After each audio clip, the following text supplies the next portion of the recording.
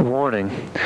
The following program contains material which may not be suitable for young children or sensitive viewers. Sorry.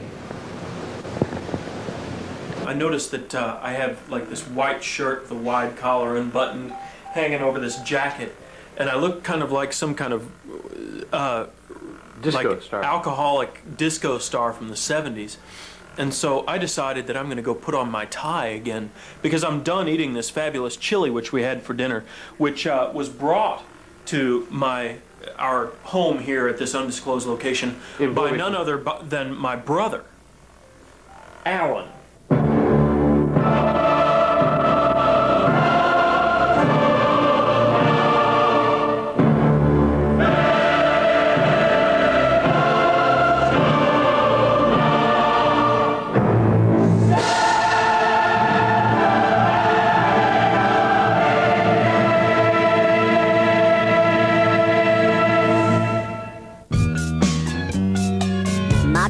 Sudden speed, flying into the wind now. I'm throwing at my feet something of likeness to you now. I spotted you in the sun. I called your name from a distance. I knew you were the one. I called again. I do declare I can float in the air, and with some love from above, you must. Don't crest the weasel, and don't fall too soon. Don't seep the blood from the panther. Don't take a trip to you soon. Do do do do do do do do do do do do do do do do do do do. So welcome to J&B on the Rocks. This is a show which is hosted by myself, Jay. I'm your bartender, in fact. And my name is or pseudonym moniker, as it were. My moniker is B. I'm your editor for this evening. Yeah. And this is a show which glorifies the responsible use of alcohol by teaching you to make a variety of mixed drinks from these good things. Yes. Good drinks. And this particular episode is about you saw the title actually already. Yes. Funky young siblings of the Midwestern Hemisphere. Because after all, Jay and I we are siblings. Funky young siblings. Yeah. And we're getting older, but hey, we're still we're here in the Midwestern We're Hemisphere. still a little young. Parts of us are still young. So and before the little kind of introductory music and credits, you saw a little footage of my sibling in genetic terms, Alan. There he is. Why, hello. In a little while, you'll even see him do something very strange to his head. But in the meantime, watch this drink. So we're going to make a drink here. This is going to be called A Question on the Mount. Now you may be wondering why it's being called that. Well, actually, the truth of the matter is that we have gone to some trouble to argue whether this would be a good drink, and so there is some question as to whether this will be a good drink. What you're going to do is you're going to put about 1.5 ounces to 2 ounces of amaretto in the bottom of your glass, which you have filled with ice if you are mimicking my behavior, which I strongly encourage you to do. And then you are going to take the Mountain Dew, which you have in your hand. Not to endorse any particular brand of soda, but if you happen to have one of these that somebody left over at your house, use it for this. Well, there's a reason we have them out. Yeah. Because my brother brought it. My brother from Kentucky. Now, it's a distinctly Kentuckian type of drink. Yeah. So put in about 4 ounces of that. Question on the Mount.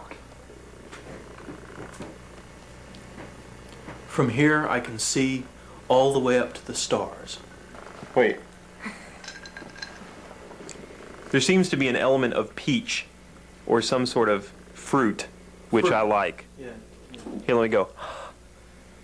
Okay. You can smell my breath. Take a breathalyzer while you're there. So you like it? I do indeed like it. This is simulated alcohol, so I don't feel bad drinking it because I know I'm not actually drinking alcohol. Is there any single adjective that you would use to describe this drink? Potable. I believe strongly in the teachings of Christ. I am very active in the ministry in Lexington, Kentucky. I feel that there is much to offer, much to be gained from going to church every Sunday. In fact, Jay's brother Alan is now behind the camera. He's our camera operator at this very moment, which you're speaking at. Look at. See how the whole scene was kind of moving up and down there for a second. Yeah, that was. Do that again, man. Okay. Yeah, that's not an earthquake. That's not. Yes, Jesus built my hot rod. See, Jesus. Many people forget the fact that Jesus was indeed a carpenter. We do have carpenters today, but a mechanic, in a sense, is a carpenter. Mechanics, they didn't have mechanics back then because there was nothing mechanical, obviously. If Jesus were alive today, he could be a mechanic, and he could build my hot rod. Jesus won't come back, but somebody else will as the Son of God, just not with the same name. So, like the other J. Okay. This could be sharing the same first initial. Yeah, J, the other J. Stands for something different, but you know that will keep under wraps for now until you know my ascendancy has been completed. That's right. So you may be wondering what the connection here that I was trying to make about Mountain Dew, Lexington, Bloomington was. Well, my brother brought it up here from Lexington for us to consume kind of together in sibling oneness. Sibling. Yeah, which actually means just like some kind of Brother. fraternal. Sister. Yes. This isn't really the worst drink I've ever had. It tastes more or less like just a big glass of sugar water. And if you feel like having such a drink right now, then do it. You'll probably get drunk and high on sugar, and you'll like pass out in some kind of alcoholic frenzy.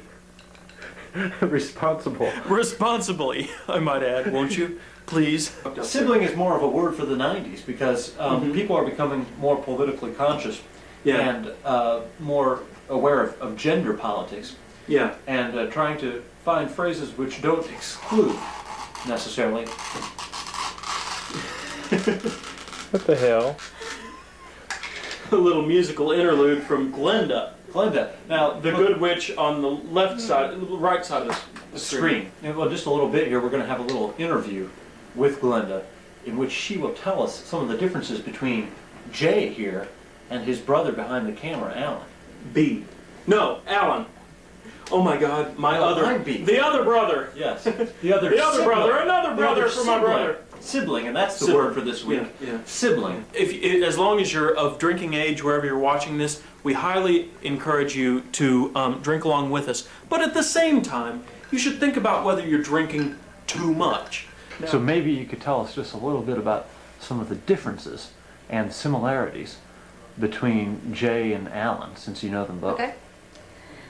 Let's see, similarities would be they both have an incredible amount of moles all over their body. A professor of mine from college came up to me the other day to inform me. Well, actually, I approached her, but she informed me that she thought this television show was very offensive. Moles. Moles. With my brother, Alan. Beer guts. They both have large little beer guts that hang over their belt thing. Yeah, their pants. Similar to that of a construction worker, white trash kind of thing. Because it glorified alcohol, which was a dangerous thing. There are a lot of alcoholics. They're both incredibly silly. Alan has brought some food with him from Lexington, Kentucky. Nature's Burger. They're very vocal. Alcoholic in our community, just like me. No, wow, that was a good imitation, wasn't it? Uh-oh. Jay seems to like alcohol a little more than he does. We were shopping in our local Kroger in Lexington, Kentucky, and saw this and said, "My, that reminds me of Bloomington." One lives here in Bloomington, which would be B, and the other one lives in Lexington, which is Alan. Vegetarian hamburger. That just, to me, embodies a lot of Bloomington. Another difference is Alan lives with me, a female, whereas Jay lives with you a male. I'd just like to tell you that if you don't stop laughing, I'm not going to be able to continue with this sentence. They're both going bald, which would be another similarity. Except J is going bald here, and A is going bald there. We thought that it was very bohemian in Bohemian. its very nature. I mentioned the moles, didn't I? So we would just like to stress that if you perhaps like tune into this show just as an excuse to get drunk, that might mean that you have a problem. A difference would be that J looks incredibly a lot like his mother, whereas Alan, looks a lot more like his father, including the bald spot. So you're trying to say that that we're bohemians because we would eat this kind of nature's burger type stuff, vegetarian hamburgers of the sort. Sort of, yes. Yeah. Although I'm not just limiting that to J and B. Mm-hmm. That to me seems to be quite a thing here in Bloomington in general. Let's see, Lexington is similar to Bloomington in the fact that they're both a little more liberal and Bloomington is kind of a haven of kind of politically correct vegetarianism. Lexington is the same way, but Bloomington seems to be a lot more sincere, whereas Lexington is based on this very harsh, alternative, holier-than-thou attitude, which really makes me sick. But, so Bloomington seems to be a lot more friendly, a lot more sincere than that of Lexington, which is a good thing. A lot of people make fun of it, you know. No offense by this, but Bloomington's a slight bit more pretentious than Lexington is. East-West division in Bloomington, Indiana. Well, on the west, you have the townies. Is that correct? Sure. And on the east, you have the students. Yeah. And, well, they don't do things together. The Really? only place that I've noticed that the townies hang out on the east side would be Spaceport, the arcade. Oh, okay, yeah. Not to Spaceport. endorse any particular arcade. Yeah. Whoops. That's Glenda's butt that I'm focusing on there. Okay, so now you're gonna finally taste this thing, which has been assembled, actually by Glenda. Okay, here we go.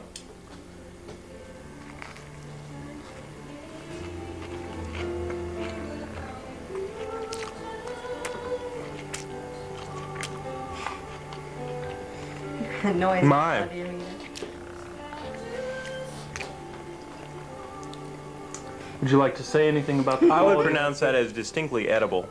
Distinctly edible. May I repeat? Funky young siblings of the Midwestern Hemisphere. Yes. Guaranteed to bring you stupidity and drunkenness in a way that you weren't previously probably expecting to find on the television set. Yeah. In fact, you may be shocked and disgusted by what you have seen and by what you're about to see. What happened to it? I mean, it looks like shit. Oh, are we in Dresden again? God No. damn it, I always get lost around here. No, we're in Herzegovina. Don't caress the weasel, and don't fall too soon. Don't seep the blood from the panther. Don't take a trip too soon. I'm the one holding the time back from the sun as I scope the lobe. I am the one who controls the sun, and I know that things will pass as time elapses. Time elapses through the sound of you and the things we could do. Just think of the master trying to fool the blast man. Check the cards at the table. Scream softly, you are able to see the sign of thine self as throughout the ages of time. Things you thought weren't going to climb the mountain. See the sun. Touch the waves of the earth. Feel the grass softly. And don't think for the one you know. I am screaming backwards in the sand. Hey, dude. stallion. Your dude, he's the stallion. How's it different from Bloomington, for example? Bloomington, Indiana. Well, there's more freaks here. More freaks More here. freaks. Really? Oh, we have, We're we have that an hurt. abundance of freaks. An abundance of freaks. Oh, we, She means freaks as in the bad freaks, not the good freaks. Really? oh. Bad. There are bad freaks and Yeah. good freaks, huh? Oh, yeah. Lexington is the state where, or the city, I guess I should say, where they abandon all of the homeless and drunk freaks. Really? They ship them. Yeah, I swear to God, they go around and they put them all on this big tour bus, and then they get them disoriented somehow, and they drop them off here. They just stay. What is this place? Here, come on. This would be 3rd Street stuff. You want to enter? Sure. Wow. 3rd Street stuff. Stuff to buy. Stuff to buy. Okay. Oh man. And oh, who's that? I wonder Who's that that is. character? I don't know. And oh, you've got paint thinner. I just say no. So I wonder what people are supposed to put in this box. Oh, I don't know. Caution. Ding dong will sound. So, now has come the time for us to do this duty to my younger brother, Alan. Look at him. Look at this hair situation. You've noticed that he's been wearing a hat lately? This is the reason, okay? So, you want to see something funny? Watch this.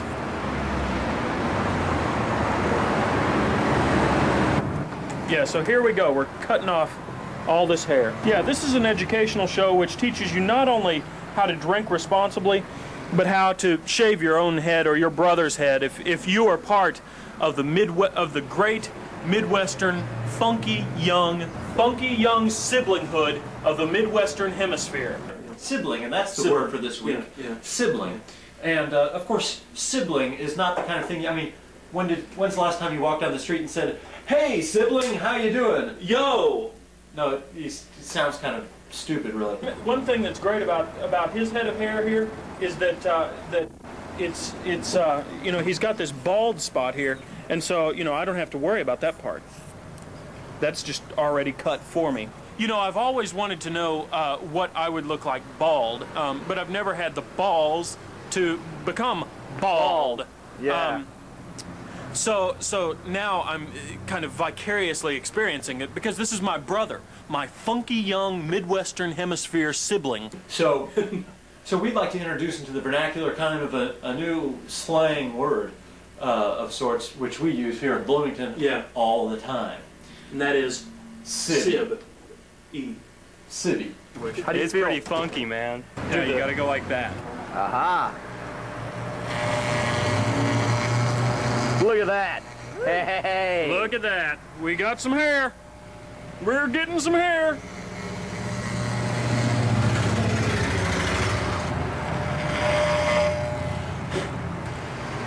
Hey, what's that? 6'6". Dude. I'll be damned. You definitely look like a victim of some kind of fraternity prank or something. Fuck you, man.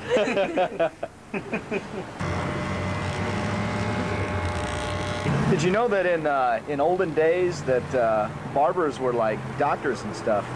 I mean, they did bloodletting and all kinds of fun stuff like that. Yeah. And they also made mixed Can drinks. I do a bloodletting now? Yeah. Yeah, they actually also made mixed drinks, and with that in mind, watch this. This drink is going to be called a Moose in the Bush. This is a special that we've concocted here for you, the home viewer. What you want to do is take some Bushmills Irish whiskey. Now we will go ahead and endorse this brand just because that's the only way to accurately really reflect the pun. You know, Bush. See, Bush right there. Okay, Moose in the bush. You get it? Do you get it? Okay.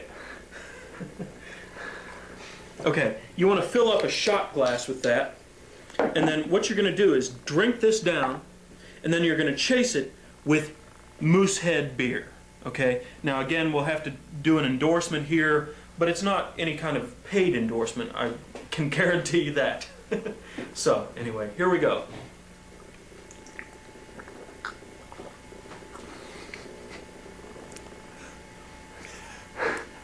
Smooth. I'll tell you.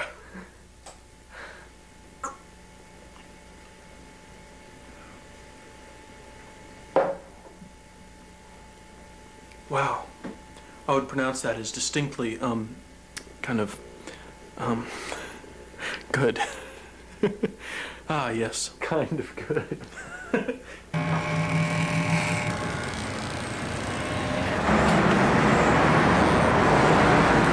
Product of the funky young Midwestern, or wait, no, funky, no wait, what is it?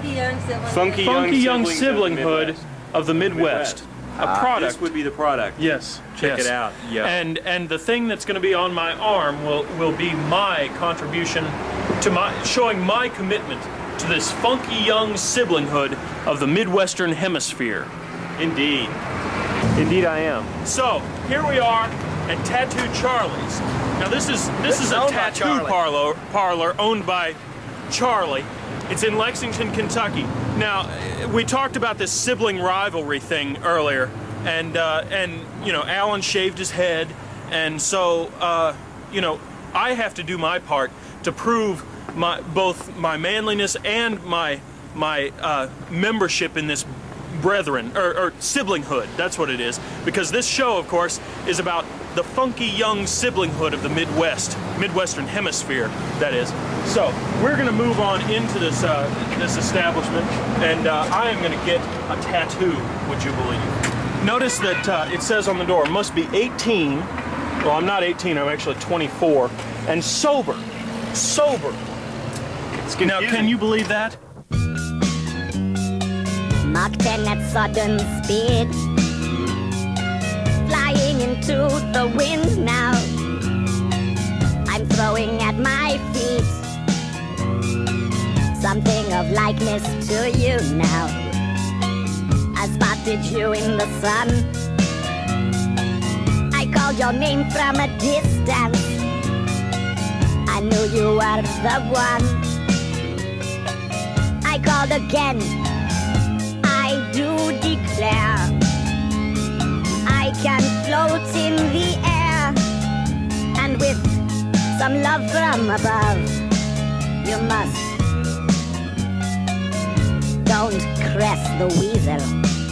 Okay. Okay. These are your sterilization bags. And those two circles start out pink before they go in the autoclave. When they're properly sterilized, they change from pink to black, showing that your tubes and needles have been cleaned and are sterile. We run it at 285 degrees for 30 minutes at 15 pounds of steam pressure. It's 10 minutes longer and 5 pounds more pressure than what's recommended by the Board of Health to kill all blood transmitted diseases. That includes hepatitis and HIV. Wow. That's what it feels like. Well, it's just grand. Does it hurt too much? It doesn't necessarily feel good. But this tribal work, which is what we're doing here, the solid black work, is real popular, especially with the college kids and the subculture kids. We do quite a bit of it. What happens is you pump yourself up to do it. Once you sit down in the chair and actually start, your body flows with adrenaline. It makes you kind of queasy.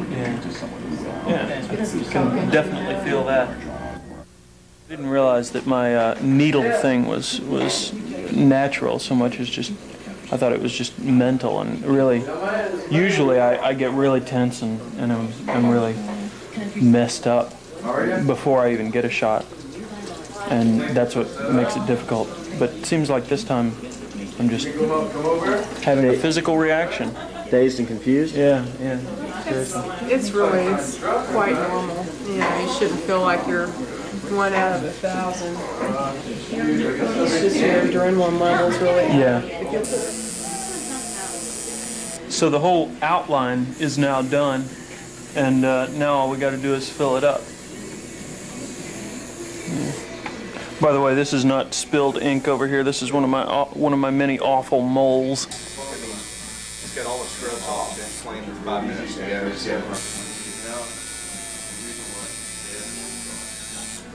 And in your case, darker. Once you finish with the cold water, you want to pat it dry with the towel and start using this lotion I'm going to give you.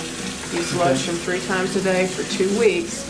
Just a little tiny bit. All I ask of you, the home viewer, is that you not hit me on the shoulder for a couple of days, okay? So, and what was your name? Charlotta. Charlotta. Hi, guys. Yes. Well, thank you very much. You're very welcome. It was my pleasure. Yes. Oh, and mine too.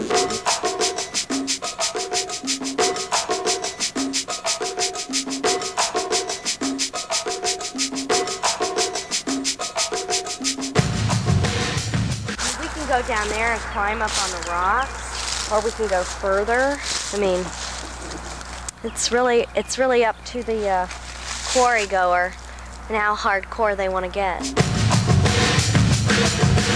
I mean, if you want a picnic lunch, I would suggest, you know, maybe the first place, getting the eating over with. But I say we go further.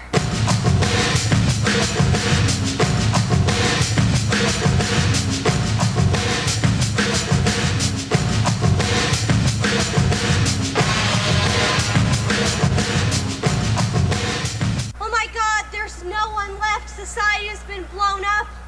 I am Eve. All kinds of science fiction fantasies are rolling through my head.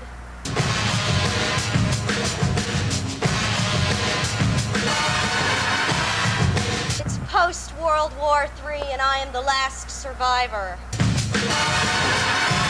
Except I'll find some people and I will create a new world. Where love and peace are the only law.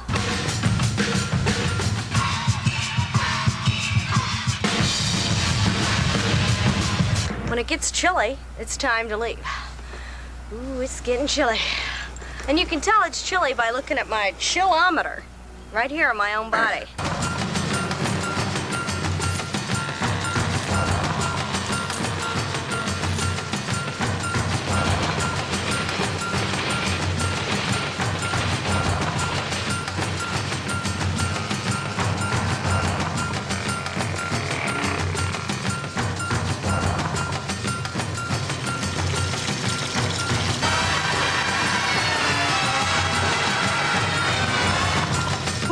My chillometer says it's time to leave.